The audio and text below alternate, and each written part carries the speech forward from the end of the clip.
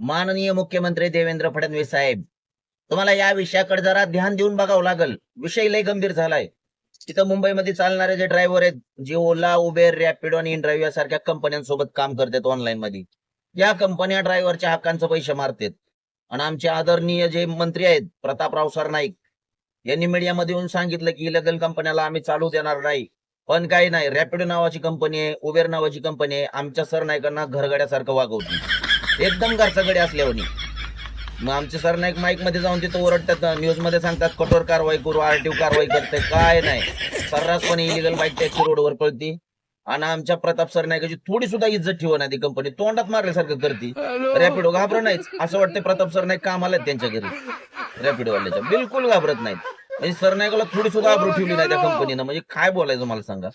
आमच्या मंत्र्याचा जर अशा प्रकारे अपमान करत असेल ती रॅपिडो कंपनी, ए रॅपिडो बिकार चोर, का म्हणून आमच्या प्रताप सरनाईकाला उभं टेन्शन वाढवती ग? जगतायत बिचारे, जगू दे ना त्यांना.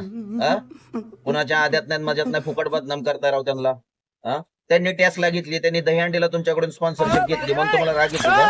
म्हणून पैसे कमी देता का? कशामुळे असं वागायला लागलाय? आमच्या सरनाईक साहेबाची थोडी तरी इज्जत करा, त्याच्या बोलण्याला थोडी तरी किंमत द्या. तुमचा घरगडी आहे का ती?